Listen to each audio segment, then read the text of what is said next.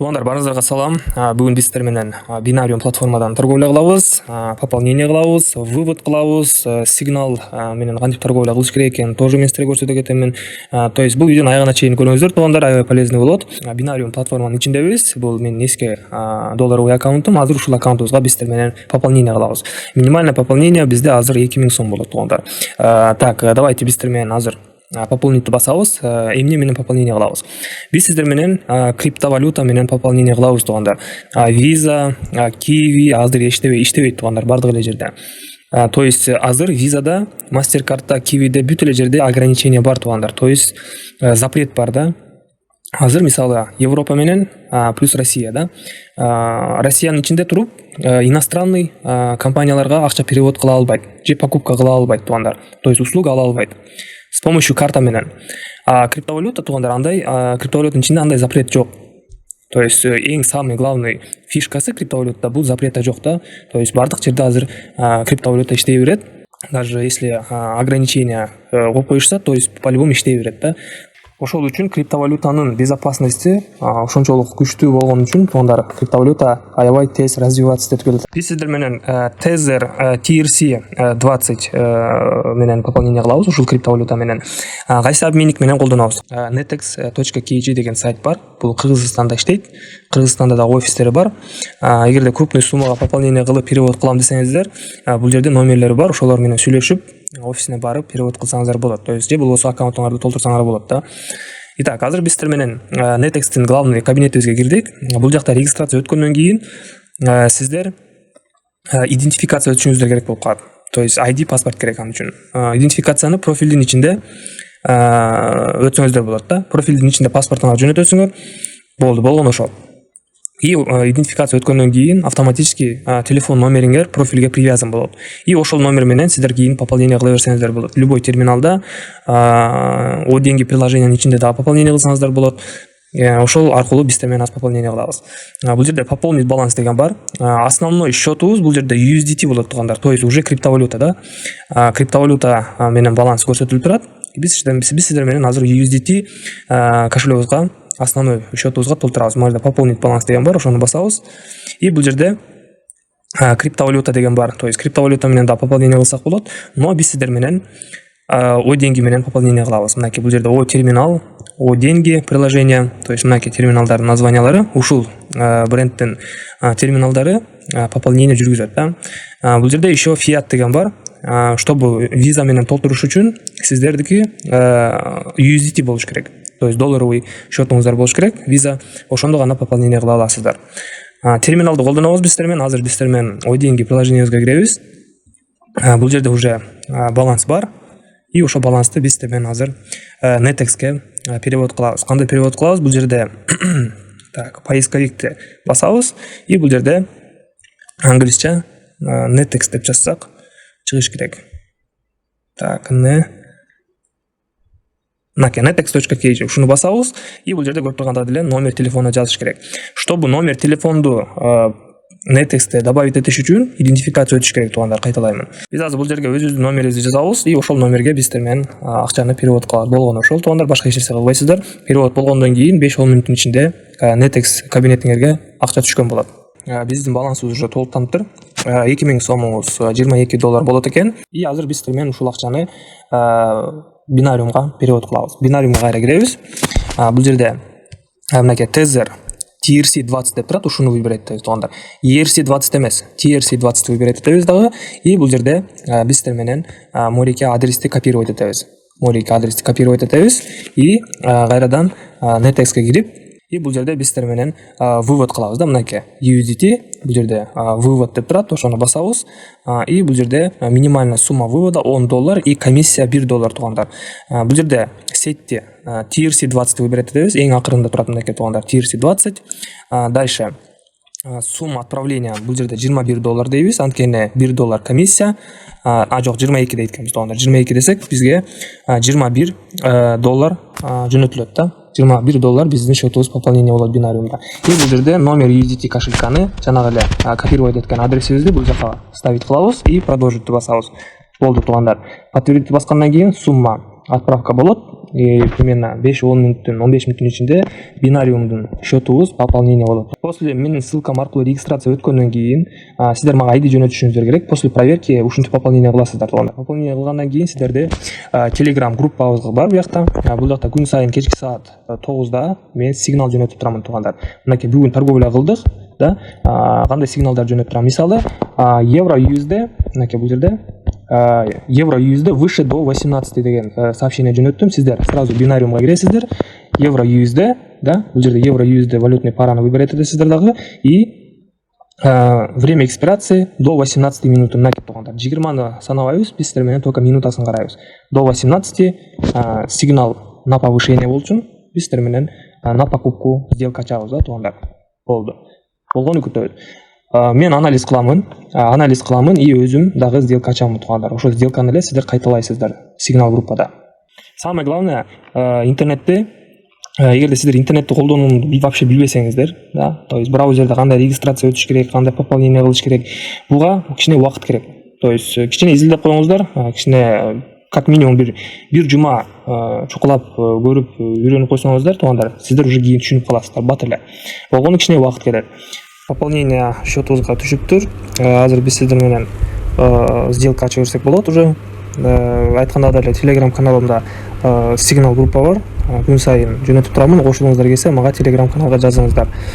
Жана YouTube каналда бул жакта поисковикке трейдинг KG деп жазсаңыздар, менин каналым чыгат. И ушул жакта дагы сиздер үйрөнсөңүздөр болот да. Каналга подписаться басып койсоңуздар болот. Каналга видео чыкканда, жаңы видео чыкканда сиздердин телефонуңуздарга уведомление келип турат да. Аны үчүн колокольчикту басыш керек. И вот бул жакта азыр любой видеону басып, да, мисалы мынакей. Бүгүн биз сиздер менен туруу деген видео бар бул жерде. Биз компьютер менен пополнение кылганбыз бул жакта. Азыр мен сиздерге кантип телефон менен пополнение кылыш керек экенин сиздерге видео жасап жатамын да.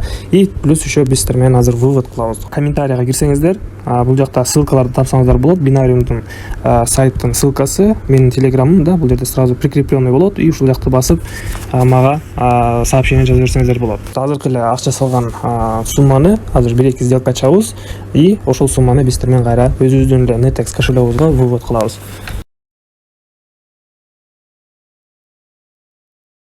Да, все-таки сделка минуска жабылды. Эч нерсе эмес. Азыр бул сделканы биз сиздер менен 2,5 эсеге көбөйтөбүз. То есть 2,5 эсеге бул жакта биз сиздер менен көбөйтө албайбыз. Ошон үчүн $3 ачабыз. То есть 3 эсеге көбөйтүп калат экенбиз да. Именно долларовый аккаунтта Martingale мындай слабый иштейт да. Долларовый аккаунтта кичине сумма көбүрөөк болуш керек. Вот. Так, $3 бул жерде биз сиздер менен дагон ачабыз. 3 мүнөткө, 3 мүнөт көп болуп кетет. Давайте 1 мүнөткө биз сиздер менен сделка ачабыз. Так. 18 минутага чейин на повышение $3 ачтык. Азыр если бул сделка плюска жабылса, биз сиздер менен мурунку предыдущий минусту кайтарабыз да. Сумманы кайтарабыз и сверху еще доход көрөбүз да. Бул система Martingale болот. То есть каждый минус сделканы 2,5 эсеге 3 эсеге көбөйтүп сделка ачып берсеңиздер болот. То есть кайсы последний сделка плюс жабылса, ошол бардык проигрышыңарды кайтарат да. Экинчи сделкабыз дагы минуска жабылды. Кийинки суммабыз биздики $9 болот. $9 коебуз и дагы бир сделка ачабыз. Так, давайте карап көрөлү. Да, повышение катыш керек. Так, 22 минутага чейин. Давайте 3 мүнөткө ачабыз. 3 мүнөткө $9 на покупку. Биздин 3-чү сделкабыз плюска жабылды. Биз сиздер менен көрүп тургандай эле бир стратегия менен $3 прибыльга кеттик туугандар. Бир эле стратегия менен. Азыр биз сиздер менен дагы бир сделка ачабыз. $1 на повышение 3 мүнөткө. Давайте сразу же $2 ачабыз. Сразу же хотя бы бир $6-7 зарабатывать этип, анан кийин акчабызды вывод кылабыз сразу же. Карап туруңуздар туугандар. Жанагы эле стратегия кайра эле азыр бул жерде кайталанат туугандар. Биз сиздер менен канча долларга ачканбыз сделкабызды, ошону 2,5 эсеге же болбосо 3 эсеге көбөйтүп туруп сделка ачабыз. Азыр биз сиздер менен $9 кайра эле бир сделка ачабыз. Бул дополнительный сделкада көрүп тургандай эле график ылдыйга түшүп кетти. И самый ылдыйкы позициядан биз сиздер менен азыр на повышение ачып жатабыз туугандар. И время экспирацияны дагы көбөйтүп жатабыз да. То есть биз сиздер менен уже почти что 4 мүнөткө сделка ачыппыз да. Азыр биз сиздер менен ушул сделканын жыйынтыгын күтөбүз и дальше посмотрим да. Биз сиздер менен ушул акчабызды азыр вывод кылышыбыз керекпиз. Мынакей туугандар, жанагы эле стратегия менен биз сиздер менен уже почти что $7 плюстабыз. И азыр биз сиздер менен ушул акчаны вывод кылабыз. Биз сиздер менен кайсы способ менен вывод кылабыз? Азыр мен сиздерге ошону подробно түшүндүрөмүн. Бул жерде вывести средства деген бар. Бул жака киребиз и бул жерде биз сиздер менен USDT эмес, Litecoin выбирать этебиз. То есть ошол эле криптовалютага, система криптовалютага биз только Litecoin'га перевод кылабыз. Эгерде Tether'ды выбирать этсек, ал жерде минимальный вывод $50 туугандар. Ошон үчүн бизде азыр балансыбызда $50 эмес, $28. Ошон үчүн биз сиздер менен Litecoin выбирать этебиз. Бул жерде минимальный вывод $10 да. Ошон үчүн биз сиздер менен азыр бул жерде 28-ди выбирать этебиз дагы. 28-ди. Мынакей. Ой, блин. Кайра башынан 28 кылабыз. Готово. И бул жерде кошелекту жазабыз туугандар, адрес кошелька. Аны каяктан алабыз? Аны биз сиздер менен Netex'тен алабыз. Мынакей. Netex'ке киребиз дагы. Бул жерде Litecoin'ды выбирать этебиз. Мынакей Litecoin, LTC деп турат. Мынакей экинчиси. LTC'ни басабыз и бул жерде мынакей кодту копировать этебиз дагы и кайра бинариумга киребиз. И бул жерде то же самое кайра эле Litecoin выбирать этип $28 жазып туруп, потому что биз сиздер менен $28 вывод кылабыз. Готованы басабыз дагы и бул жерде кошелектун адресин жазабыз. Мынакей. Болду. И дальше получитьты басабыз. Спасибо, ваша заявка на выплату успешно зарегистрирована дейт. Окейди басабыз дагы и балансыбызды карайбыз. Так, балансыбыз пока что ордунда турат, но эгерде биз сиздер менен обновление кылдык. Эгерде бул азыр счетту сделка ачсаңыздар, вывод кайра отменен болуп калат туугандар. Ошон үчүн эгерде сиздер выводко койсоңуздар, анда сиздер торговляңызды токтотушуңуз керек да. Эгерде азыр биз бир сделка ачып койсок, хотя бы $1, неважно, плюс болобу же минус болобу, вывод автоматически отменен болуп калат. Ошон үчүн туугандар до конца күтөбүз. Вывод болгондон кийин кайрадан может кийинсиз пополнение кылып, дальше торговля кыласыздар. Ошон үчүн биз сиздер менен азыр күтөбүз. Давайте история операцияны карайбыз. Ушул жерден көрсөк болот. Ну, в общем, мына туугандар, вывод да, бүгүнкү вывод. Пока что успешно эмес. Балансыбызга пополнение болгондон кийин автоматически счетуңардан акча алынат. Бул жактан $28 жоголот. Вывод успешно болду. Акчабыз счетубузга түштү. Netex'ге мынакей өздөрү көргөндөй эле 0.45 и бул акчаны биз сиздер менен уже бул жактан вывод кылсак болот да. То есть мынакей бул жерде услуги бар. Оплата и услуги. То есть бул жакта кайрадан эле о деңгийге которуп алсаңыздар болот. Бул жерде Эльсон бар, баланс деген приложение, то есть Mbank'тагы бар, биякта ушул жактарга вывод кылып ийсеңиздер болот. И чтобы Moriki LTC ичиндеги акчаны USDT'ге которуш үчүн бул жерде USDT'ни пополнить кылабыз, криптовалютаны выбирать этебиз и бул жерде LTC'ни выбирать этебиз.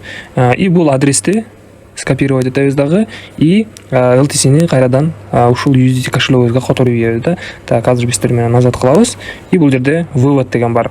Выводду басабыз. И бул жерде сумманы жазабыз да.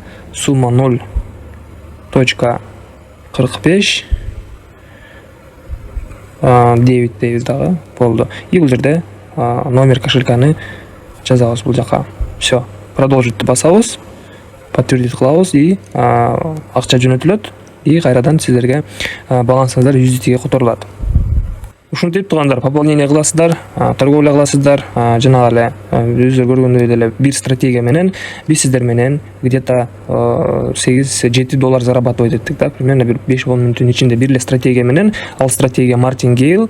Подробности менин YouTube каналымда тапсаңыздар болот, видеороликтерде. Ушу менен туугандар, сиздер менен коштошомун. Кийинки көрүшкөнгө чейин сигналга кошулуңуздар келсе, обучение алууңуздар келсе, мага Telegram каналга жазып коюңуздар. Баарыңызды саламат болуңуздар.